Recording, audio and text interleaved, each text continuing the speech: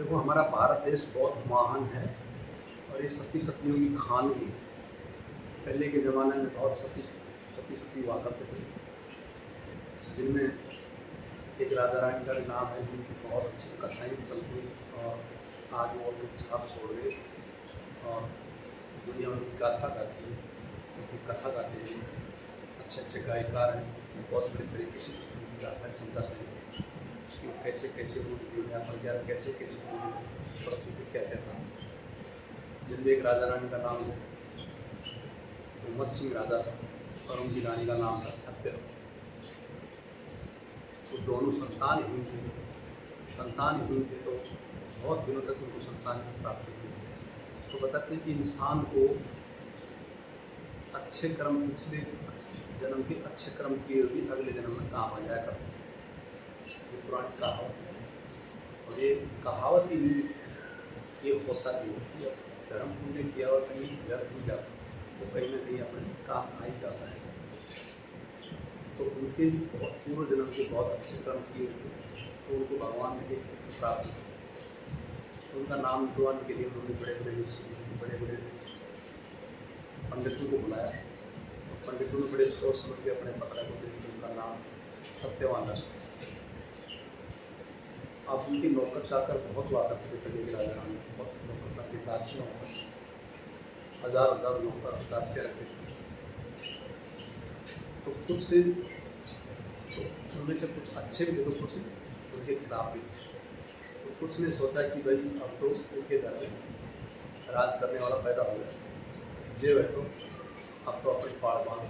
तो पहले का एक कहावत होती है कि भाई पहले अपनी पाड़ बांधो, बाद में और कुछ पहले पाड़ बांधो और तभी पानी पिलो। तो उनके मन में क्या है, बड़ी बेईमानी पैदा हो गई। उनके घर में तो राज करने वाला अब पैदा हो गया और कुछ दिन बाद में यहाँ तो अपनी कदर नहीं रहेगी, जय है तो इनका पहले से ही काम करो। तो वो बात कर रहे थे धीरे धीरे कि भाई वो तीनों को मार के महल में दबा दें।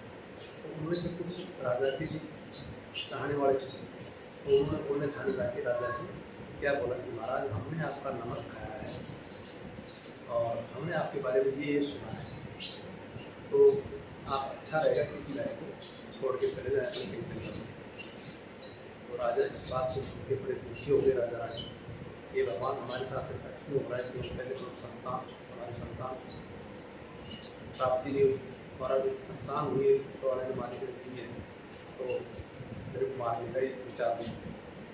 तो बड़े अच्छे और बड़े अच्छे विचारों के थे, सत्यवादी थे। तो उन्होंने अपने संतान को लेके और घर से बाहर निकल के गए। तो भटकते भटकते विद्यावान नंगे चले गए और ऐसे धीरे धीरे करते सत्यवान बड़ा हो गया। तो सत्यवान बड़ा हो गया तो धीरे धीरे उनको समझ में आया कि पेट में कुछ ना कुछ पेट पाप लिए बिना कमाए तो पेट भरेगा नहीं, और मेरे माँ बाप हैं अन्य तो उनके लिए मैं पेट गुजारा कैसे हो, मेरे पास तो कुछ साधन भी नहीं और एक जंगल विद्यावान जंगल है, तो क्या करूँ। तो वही जंगल में एक पड़ोस में गाँव था, वहाँ एक ब्राह्मण रहता था। ब्राह्मण के पास वो सत्यवान जाता है और क्या उससे अरदास करता है और उससे क्या मांगता है अपने अंधे माँ बाप का पेट पालने के लिए और उससे कैसे मन्नत मांगता है। तो उसको बताता है कि हे पंडित देवता, कि मेरे अंधे माँ बाप का पेट पालना है तो मुझे कुछ आपकी मदद चाहिए और बदले में मेरे से आप कुछ भी ले लो, मेरे कपड़े पहने, मेरे तन के कपड़े लो, आप मुझे रस्सी और कुल्हाड़ा दे दो ताकि मैं जंगल में लकड़ी काट काट के मेरे अंधे माँ बाप का पेट गुजारा कर सकूँ। मेरे माँ बाप अंधे हैं। तो उस पंडित से देखो वो क्या अरदास करता है, क्या दो बात